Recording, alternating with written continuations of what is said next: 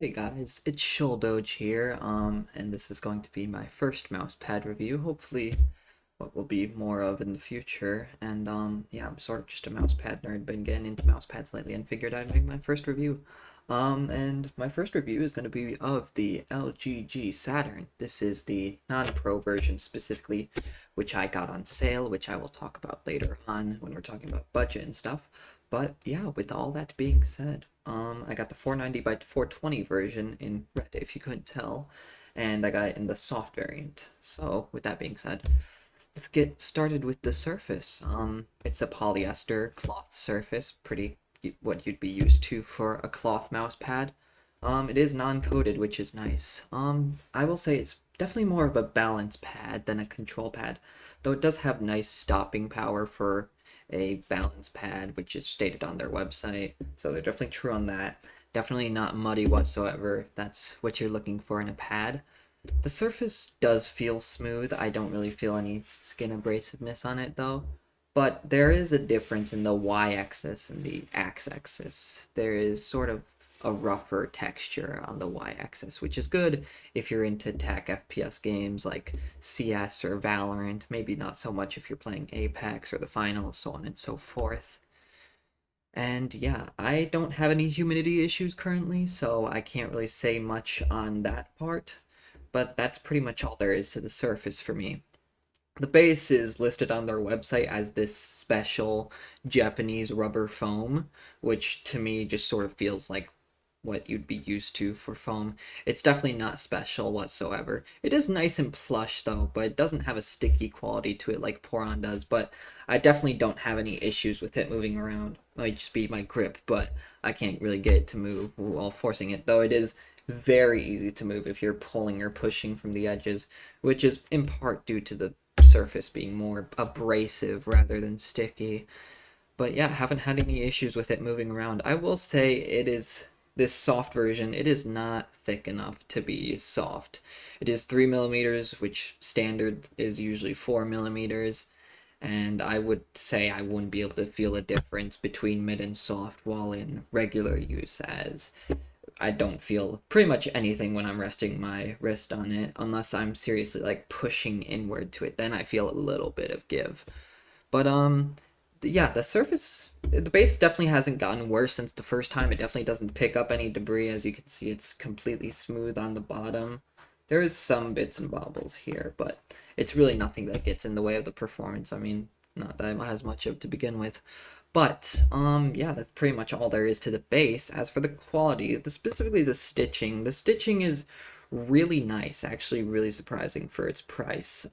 It's nice and quality, not too much fraying, more so just inconsistencies in the pattern of the stitch. It's nice and plush, which I like. It's definitely similar to my Tang Dao. I like it when the stitching is soft because when you're resting your arm on it, it doesn't feel like it's digging into your skin.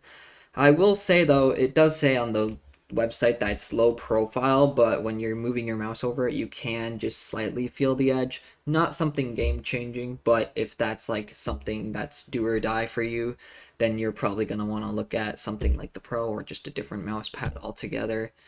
It is almost an airy feeling, the plushiness of the stitching though. It's odd. It's almost like nothing's there. Surface is easy to clean though. It's sort of, I haven't had any issues with brushing debris off if it collects on the surface, which by the way, at this point I will put a image of the stitching of this pad since I have a macro cam. I can show that.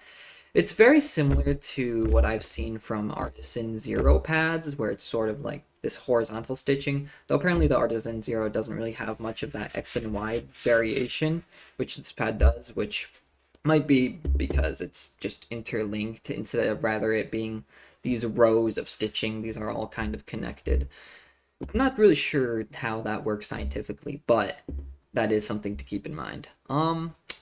As for the budget, which I will get into the price at this point, before I do though, this is what it came packaged in, just a rather large tube, very large for, I'll go ahead and try to get this all on camera.